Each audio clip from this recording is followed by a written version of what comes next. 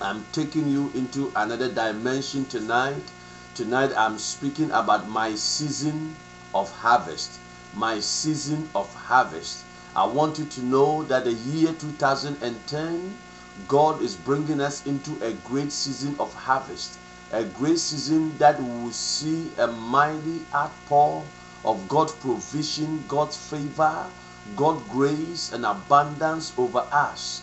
It doesn't matter how you have struggled in the year 2009, the number of times you've been weeping, the number of times you've been crying and asking God, why me? The year ahead is going to bring unto us a different dimension. We're going to see God in a different way because our God is a progressive God. He does new things every day. He always reveals himself in a different dimension. It's a progressive revelation. God always reveals himself in a different dimension for us to know. So as we draw closer to him, the more we get to know him.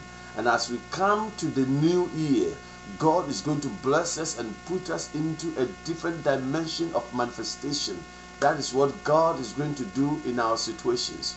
Now I'm sharing with you again my season of harvest. Now whenever we talk about harvest, what comes to your mind is going to the field to take some things home, or enjoying some things that you were waiting for.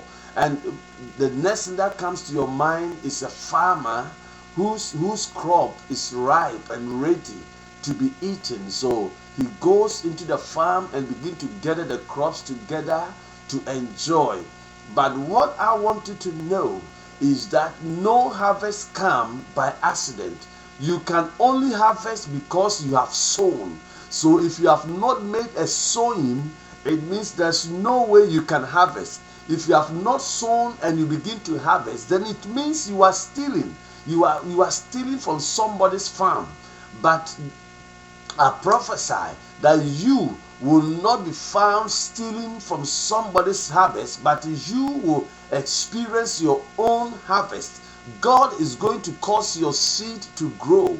Anything that you have sown into the kingdom, anything that you have sown in life is going to grow, and God is going to water it and cause it to germinate and bring forth a great harvest to you. So when we talk about harvest, it means you have sown. If you have not made any sowing, then you don't think about harvest. The only people who think about harvest are the people who have made a seed sowing, who have sown in prayer, who have sown in fasting, who have sown in the study of the word, who have sown in giving of their substance, and some of them did it at a time they were going through pain and challenges and obstacles. There was nothing for them, yet they believed God and kept on sowing. So because they sowed, they can now look forward for a harvest.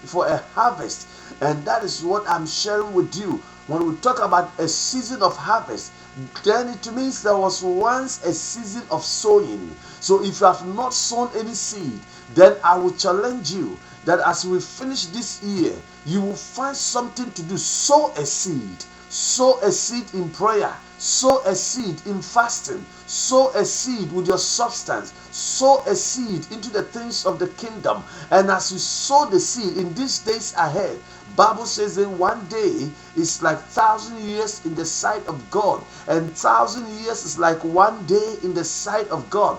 Which means when it is even left with one day, there is enough that you can do to experience a great harvest, a great provision, a great abundance from God. Now, the next thing about harvest is that you cannot harvest if you have not put in work. So harvest requires working. So before you can harvest, before you can go into the field to harvest, to see your barn or your threshing floor overflowing with wheat and abounding in wine and new oil, then it means you have been out there working, tilling the ground, breaking the fallow ground, sowing seed, and it's a work. It takes time. It takes an involvement. Until you get involved in work, there's no way you can harvest. So if you were sleeping when it was sowing time, if you were idle when it was sowing time, then it means you cannot harvest. So I will challenge you that if you want to see a season of harvest, then now is the time for you to sow some things into the kingdom. Now is the time for you to establish certain things. Sow in prayer, sow in fasting, sow in the study of the word, sow in giving seed. And as you do these things, you are storing for yourself a great harvest that is coming in your way. So whenever we talk about harvest time or season of harvest, you have to reflect, look back, and know that there was once a season of work. So if you've not put in work and have been lazy with the things of God, have been slacking in the things of God, then you should know that even though season of harvest might come, but you may not enjoy it. But I want you to be part of the celebrant, people who will celebrate the harvest that God has rained upon his people. Now, the greater the harvest you expect, the greater the work you are to put in. So if you want to see a great harvest, then I will challenge you that you got to put in a great work. If you want to see great breakthroughs, you got to put in great time of prayer, great time of fasting, great time of the word, great time of sowing seed, great time of doing extra things. Now, the more the greater harvest you expect, the greater work you are to put in, the greater seed you are to sow. So there's no way you can enjoy a season of harvest without you going through the time of sowing. And sowing times are not joyful times, like we read from the book of Psalms 126. We saw from verse number 5 and 6 that those who go out bearing precious seed shall doubtless come back with joy. So which means when you are out there bearing the seed, you bear it in tears, you weep. Sometimes you have to make a lot of sacrifices, but the writer of the psalm said you will come back with joy. So when we talk about harvest, don't forget it, that it demands work.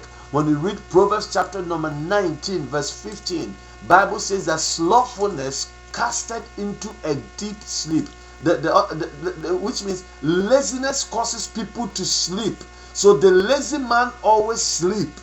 The lazy man always sleeps. So if you are lazy and you are sleeping, look at what happens. The next line says that, and an idle soul shall suffer hunger. So if you are idle, you are not investing into the kingdom, you are